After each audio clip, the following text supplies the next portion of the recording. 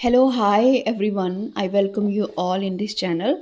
सो masters, हम कर रहे हैं ओशो की एक बुक है जिसका नाम है मैं कौन हूँ, और उसका हम कर रहे हैं थर्ड चैप्टर जिसका नाम है शून्यता की स्वीकार। तो अब तक हमने 2 चैप्टर कर लिए हैं और उन दोनों चैप्टर का जो मर्म है, यानी क्योंकि बुक का नाम ही है कि मैं कौन हूँ, तो मैं कौन हूँ जानने के लिए पहले चैप्टर में ओशो जी ने एक्सप्लेन किया था कि हमें पहले तो ये स्वीकार कर लेना चाहिए कि हमारे पास कोई ख़ास ज्ञान है नहीं, हम बहुत बड़े अज्ञानी हैं।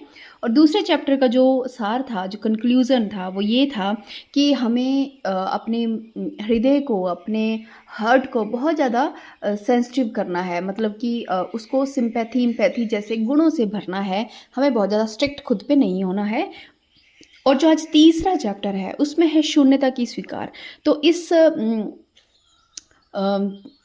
पूरे चैप्टर को एक उन्होंने स्टोरी से, बहुत सारी स्टोरीज हैं लेकिन जो इम्पोर्टेंट स्टोरी है जिस पूरे चैप्टर को कंक्लूड करती है वो ये है कि एक बार एक राजा था और उन राजा के दरबार में एक कोई साधु आया।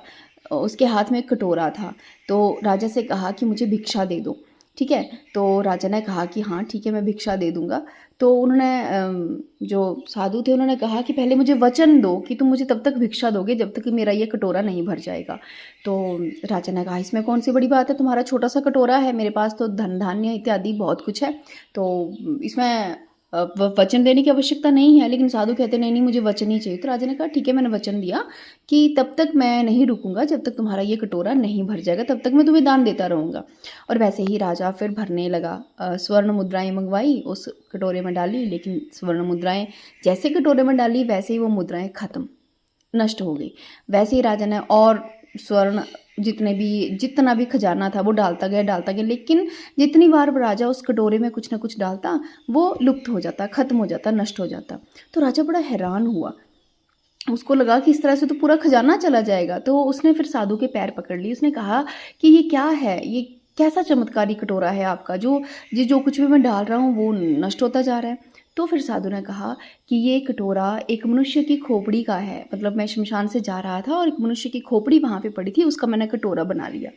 तो उसमें कहते हैं कि स्टोरी एक मेटाफोर, एक इंडिकेशन है कि क्या इंडिकेट करती है ये स्टोरी, कि जैसे उस खजाने को उस कटोरे में, उस मनुष्य की खोपड़ी में डाल रहे थे, वो भस्म हो रहा था। तो वैसे ओशो कहते हैं कि हमारे जीवन में हम बहुत सी इच्छाएं, बहुत सी कामनाएं करते हैं और वो हमेशा हमारे माइंड में एक एम्प्टीनेस है, एक खालीपन है। उस खालीपन को भरने के लिए हम अपने जीवन में बहुत सी इच्छाएं करते हैं, बहुत कुछ पाना चाहते हैं, बहुत से रिश्ते बनाते हैं, बहुत सी भागा दौड़ी करते हैं। और ये सब किसके लिए है? जो हमारे भीतर का एक खालीपन है, उस खालीपन को भरने के लिए। लेकिन ओशो कहते हैं कि वो खालीपन वैसा ही है कि हम कितना भी उसको भर लें वो कभी भी नहीं भरेगा, वो कभी भी भर ही नहीं सकता, वो ऐसा खालीपन है। तो ओशो कहते हैं कि जो भरने का प्रयास है, ठीक है, ये भरने का जितना भी प्रयास है वो असफल ही होगा, वो कभी भी सफल हो ही नहीं सकता। मन जो है, मन के भीतर जो खालीपन है वो कभी भी नहीं भरेगा। तो वो कहते हैं कि इस खालीपन को अक्सर लोग किस किस चीज़ से भरते हैं। कहते कई बार धन से भरने की कोशिश करते हैं, इस खालीपन को यश से भरने की कोशिश करते हैं, पद से, मित्रों से, प्रियजनों से। कभी कभी मनुष्य उसको धर्म से भरने की कोशिश करता है, गीता से, कुरान से, त्याग से, तपश्चर्या से, संन्यास से, साधना से। फिर वो मोक्ष के पीछे भागता है।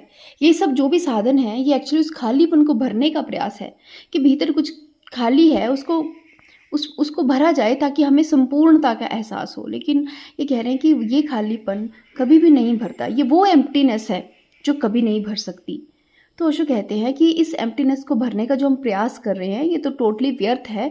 तो उससे अच्छा है कि इस शून्यता को स्वीकार कर लिया जाए।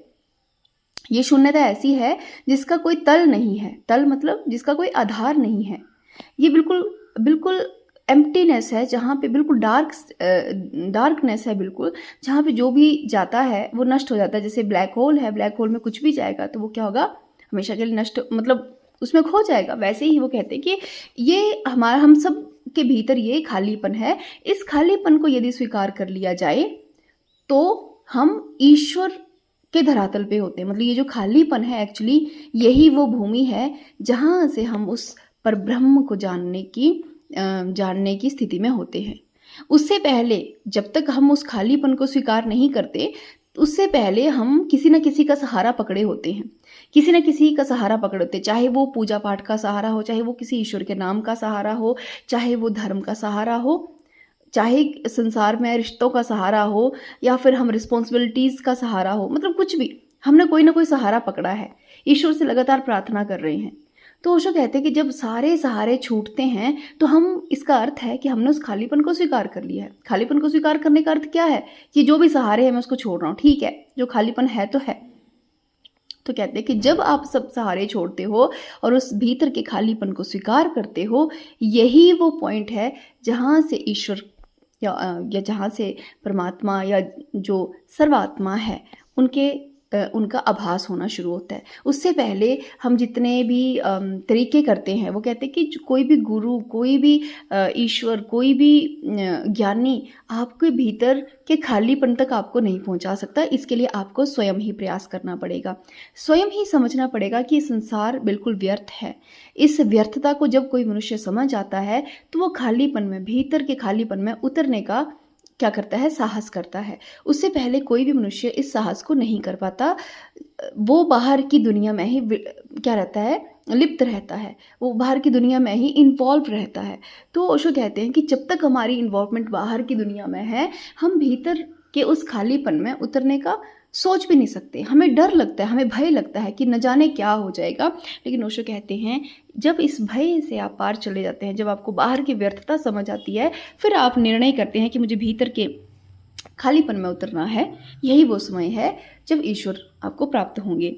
तो उन्होंने कहा है कि जब हम बाहर किसी को बंधन में बांधते हैं, कोई भी बंधन है, चाहे वो धन का है, पद का है, रिश्तों का है, कोई भी बंधन है, तो ओशो कहते हैं कि डायरेक्टली देखा जाए तो आप खुद भी उन चीज़ों से बंध जाते हैं, खुद भी तो आप उनसे बंध जाते हैं। तो कहते हैं कि दूसरों को स्वतंत्रता दीजिए और खुद भी स्वतंत्र होइए। आप ये सोचें कि नहीं, दूसरा मेरे अकॉर्डिंग चले और मैं उनके अकॉर्डिंग ना चलूँ, तो ओशो कहते हैं ये ऐसा होगा ही नहीं। कि आप किसी को बांधते हैं तो अनजाने में आप भी उससे बंध ही जाते हैं। तो कहते हैं कि सबको स्वतंत्रता दीजिए, हर एक चीज़ को स्वतंत्र कर दीजिए और स्वयं भी क्या हो जाइए? स्वतंत्र हो जाइए। तो ओशो कहते हैं वो जो भीतर का जो शून्य है, यदि आप उसमें ठहर गए तो आपकी सारी ज़िंदगी की भागा दौड़ खत्म हो जाएगी। क्यों? क्योंकि वो कहते हैं कि आप वही हो जिस चीज़ को आप खोज रहे हो, आप एक्चुअली में वही हो। वो चीज़ कहीं नहीं है। हम ध्यान के जरिए, साधनाओं के जरिए हम कुछ खोजने का प्रयास कर रहे हैं। तो ओशो कहते हैं यदि आप भीतर के शून्य को स्वीकार करके उसमें थोड़ा सा स्थिर हो जाएं कुछ क्षणों के लिए भी, तो आप पाओगे कि जिसको आप युगों युगों से, जन्मों जन्मों से ढूंढ रहे हैं, वो तो आपके पास ही है। उसको ढूंढने की आवश्यकता नहीं है। तो यहाँ पे ओशो जी कहते हैं कि जब तक आप भीतर के उस एम्प्टीनेस को स्वीकार नहीं कर लेते, उसमें ठहर नहीं जाते, तब तक आप नहीं जान सकते कि मैं कौन हूँ। तो इस तरह से ये जो थर्ड चैप्टर है, ये कहता है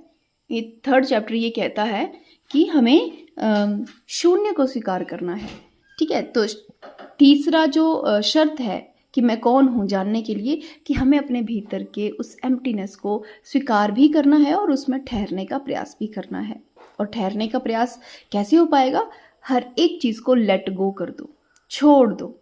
जो जैसा है, जीवन जैसा है, ठीक है। नो कंप्लेन, कोई कंप्लेन नहीं है।